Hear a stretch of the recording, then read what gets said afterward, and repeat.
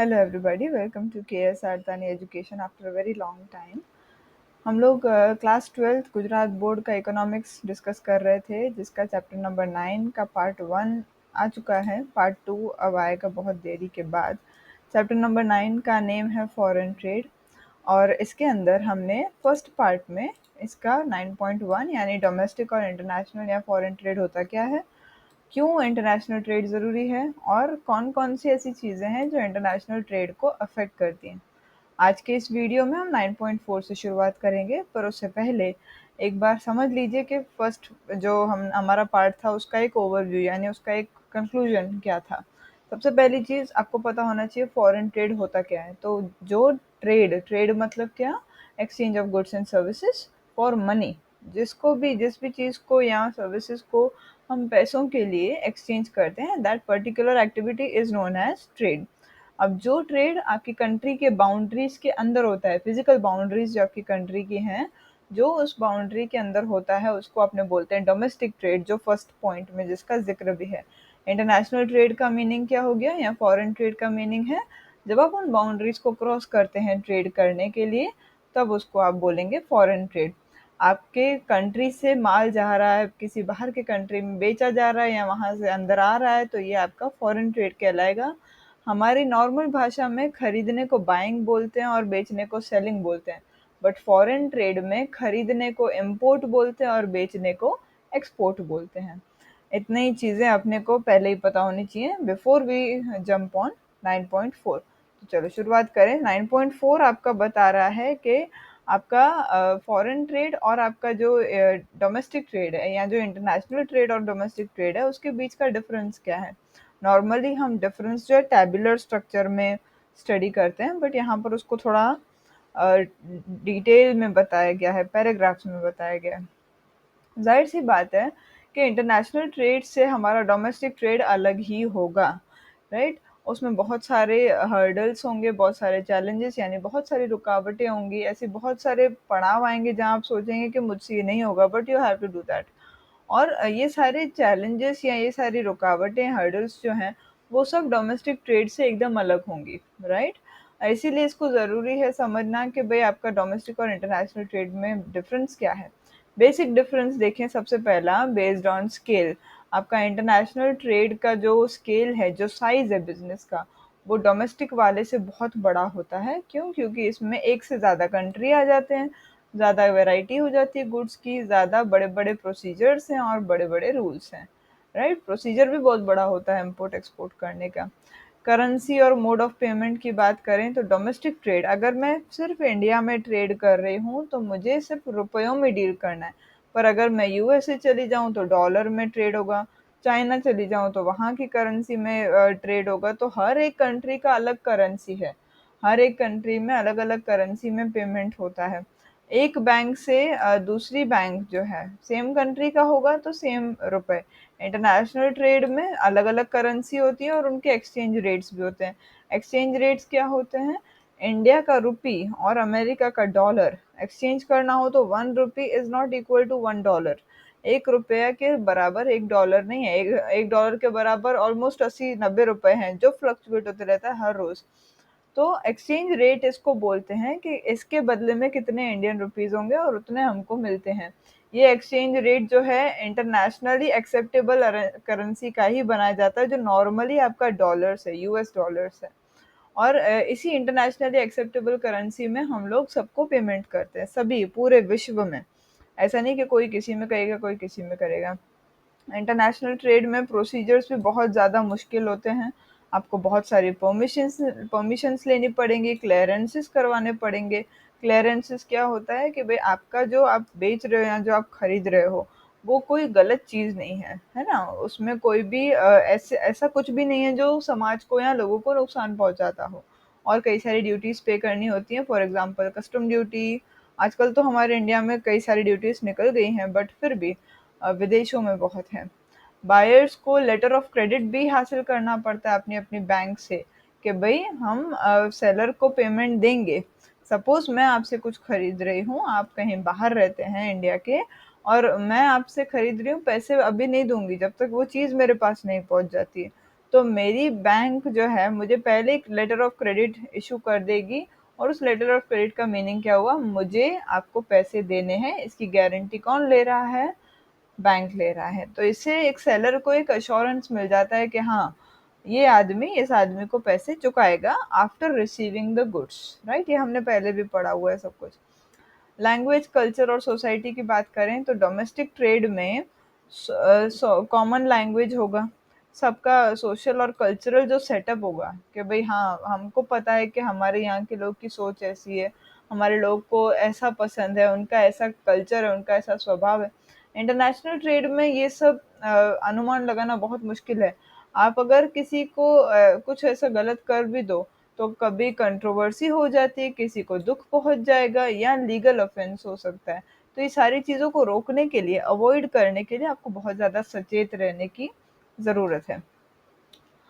हर country के लोगों के लाइफस्टाइल को जो गुड्स सूट करते हैं, उन्हीं गुड्स को आप सेल कर सकते हैं। एक सिंपल सा इसका मैं आपको एग्जांपल दूं कि कंट्रोवर्सी या किसी के सेंटिमेंट्स कैसे हर्ट होते हैं।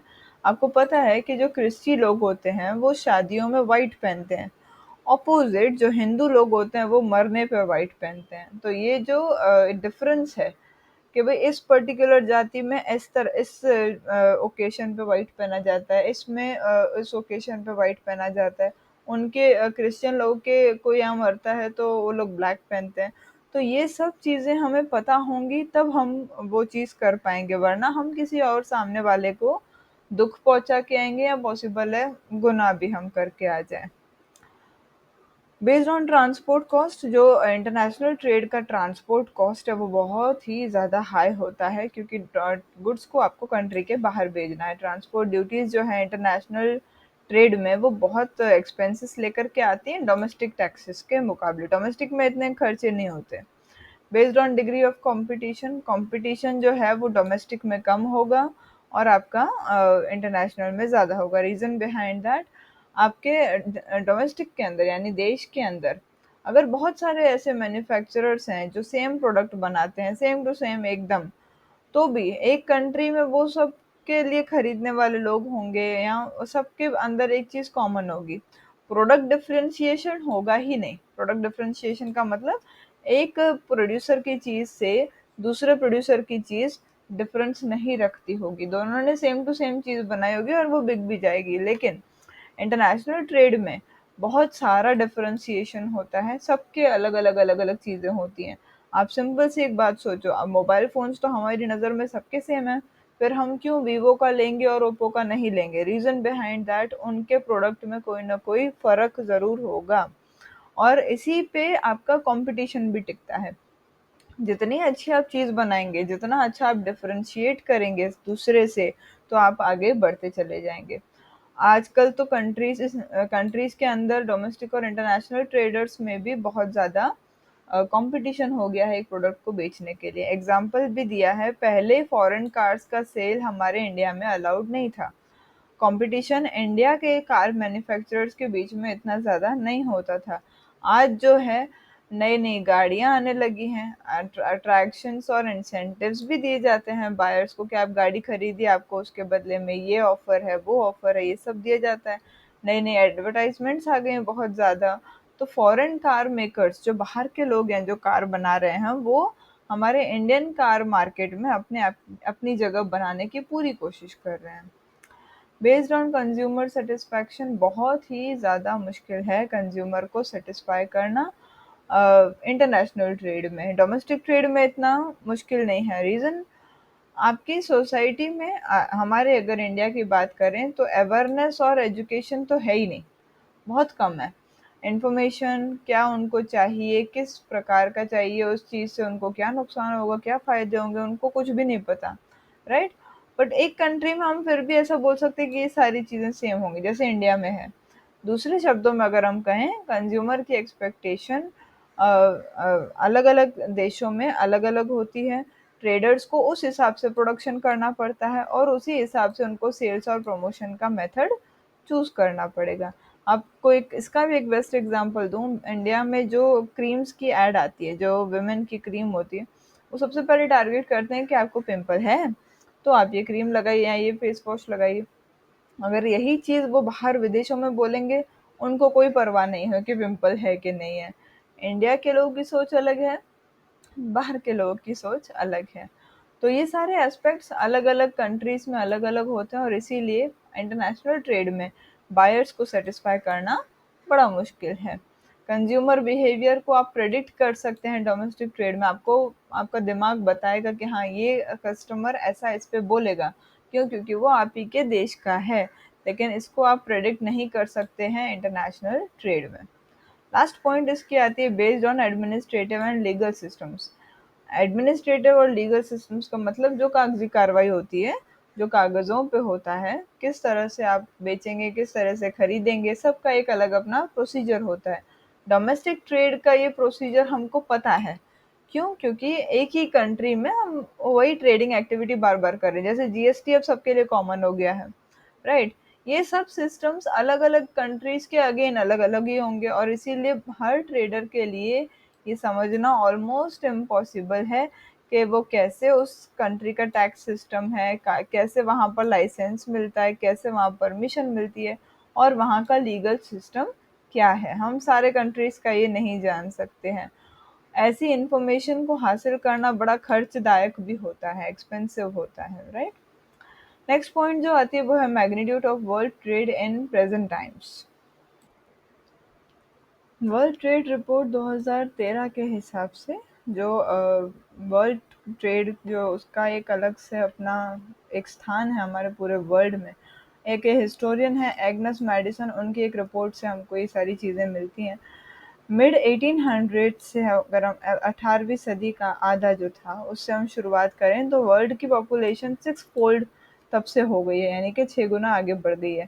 वर्ल्ड का आउटपुट जो है वो 60 फोल्ड बढ़ गया है, यानी 60 पर मल्टीप्लाई हम लोग करें तो उतना हमारा आउटपुट बढ़ गया है। और वर्ल्ड ट्रेड जो है वो ओवर 140 फोल्ड यानी 140 गुना हमारा वर्ल्ड ट्रेड बढ़ गया है।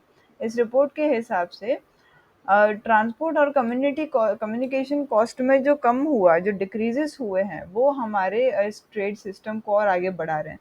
जाहिर सी बात है, अगर कम्युनिकेशन और ट्रांसपोर्ट का कॉस्ट कम होता जाएगा तो आपका जो ग्लोबल ट्रेड है वो आगे बढ़ते ही चला जाएगा। एज अ ट्रेडर आप सोचिए कि अगर मान लीजिए एक चीज़ को एक एक जगह से दूसरी जगह पहुंचाने में 100 रुपये लग रहे थे, अब उसमें 50 रुपये लगेंगे, तो आप तो ट्रेड ज़्यादा करेंगे ही।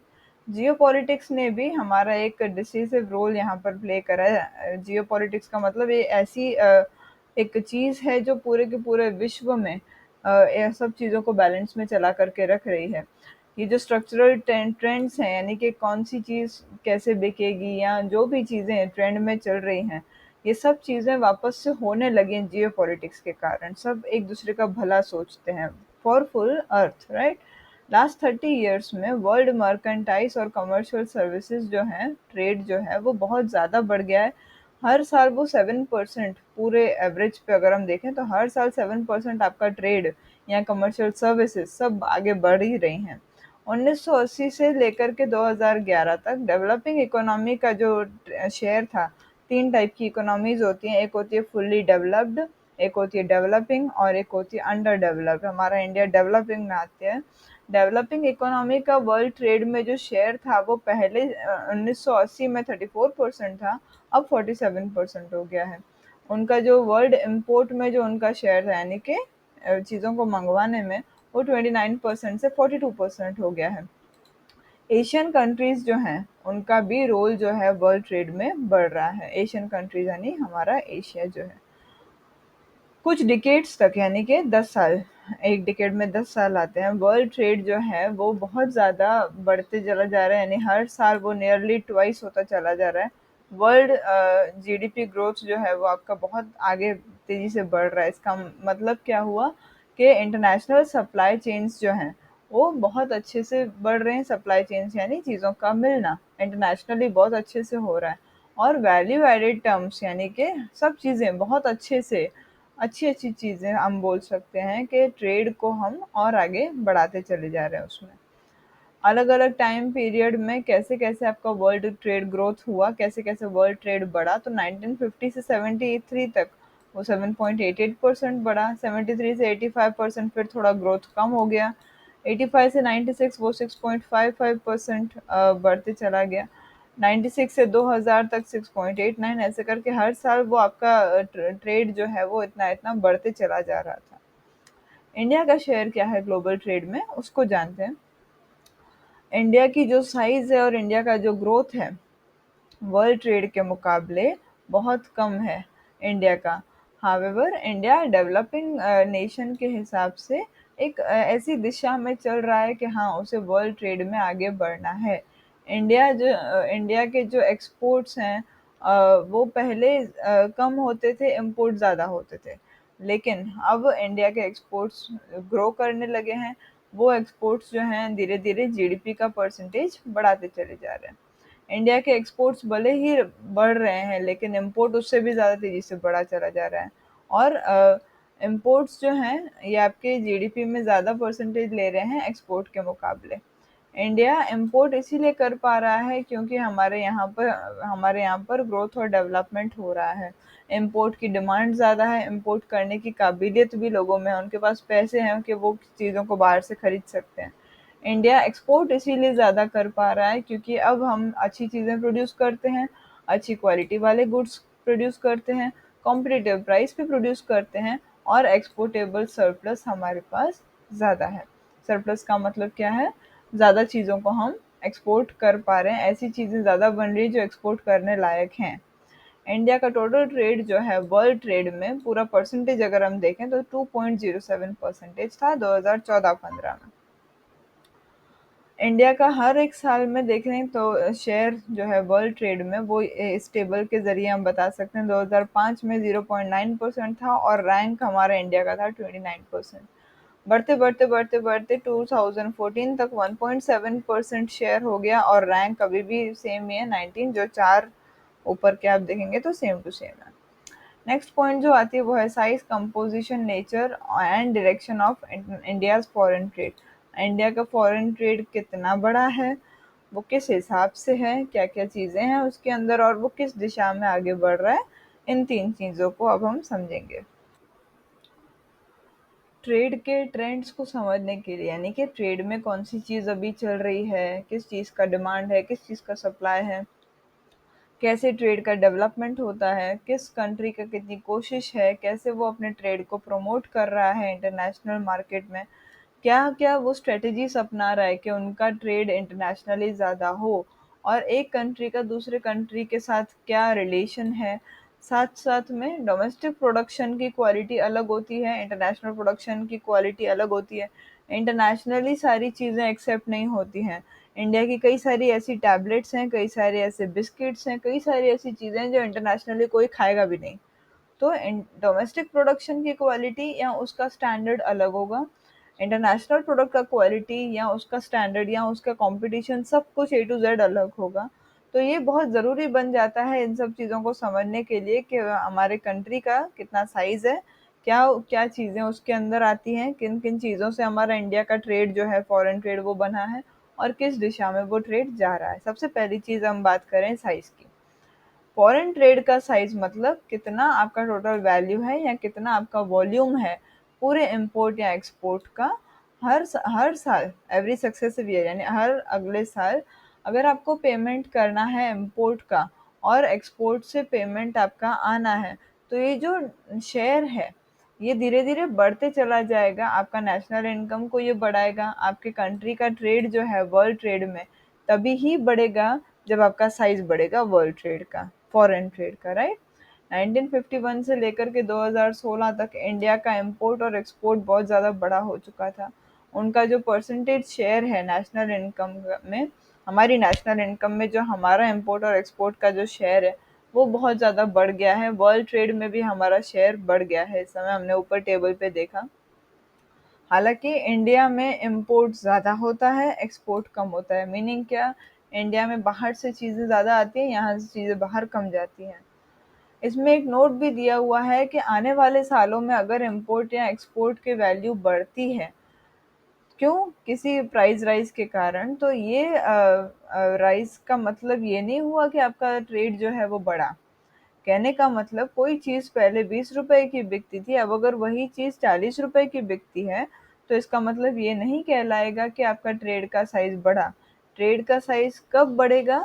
जब वो वैल्यू सेम टू सेम हो, वॉल्यूम आपका बढ़ना चाहिए, वॉल्यूम मतलब नंबर ऑफ यूनिट्स जो आप बेच रहे हो या खरीद रहे हो, वो आपके बढ़ने चाहिए। तो हम लोग अपनी चीज़ों को, इम्पोर्ट और एक्सपोर्ट को कांस्टेंट प्राइस पे या तो फिर यूएस डॉलर में मेजर करते हैं। इम्पोर्ट एक्सपोर्ट की वैल्यू यूएस डॉलर में अगर होती है तो इम्पोर्ट गुड की वैल्यू और एक्सपोर्ट गुड की वैल्यू आने वाले सालों में बदल जाएगी। एक्सचेंज रेट जो होता है सबका अलग अलग, हर दिन का अलग अलग होता है, और इसीलिए साइज ऑफ ट्रेड जो है हम रियल टर्म्स में ही हासिल कर सकते हैं। इंडिया का फॉरेन ट्रेड की बात करें, यूएस डॉलर में ही उन्होंने बात करी 1991 के बाद। मर्केंडाइज एक्सपोर्ट्स जो हैं, यानी चीज़ों का एक्सपोर्ट जो हमारे यहाँ से होता था वो 17.9 था, इम्पोर्ट 19.4 था। बैलेंस उल्टा माइनस में चल रहे हैं हम लोग 1.5। आज की भी अगर हम बात करें 2014-15, यानी कि आज से 10 साल पहले, 310 यूएस डॉलर्स जो है, मिलियन यूएस डॉलर्स का हम एक्सपोर्ट करते थे, और 448 मिलियन यूएस डॉलर्स का हम इंपोर्ट करते हैं। अभी भी हम माइनस में ही चल रहे हैं, 137.5। शुरुआती सालों में अगर हम बात करें तो इंडिया का जो इम्पोर्ट था वो ज़्यादा था, और एक्सपोर्ट करने की कैपेसिटी हमारी कम थी, जो आज भी कम ही है। इंडिया में जैसे जैसे शुरुआत हुई डेवलपमेंट की 1980 के बाद, इम्पोर्ट्स जो हैं वो ज़्यादा किए जाते थे। क्यों? क्योंकि हमें हमारे यहाँ पर बड़ी बड़ी इंडस्ट्रीज़ की शुरुआत करनी थी, उनको मेंटेन करना था, उनको एक्सपांड भी करना था। इस पीरियड में हमारे लोगों की इनकम जो है वो बढ़ने लगी, बहुत ज़्यादा बढ़ने लगी, और इसीलिए जो डोमेस्टिक डिमांड थी चीज़ों की, वो आपके ज़्यादा होने लगी। यानी अब देखो, सीधी सी बात है, चीज़ें एक्सपोर्ट कब होंगी? जब ज़्यादा होंगी।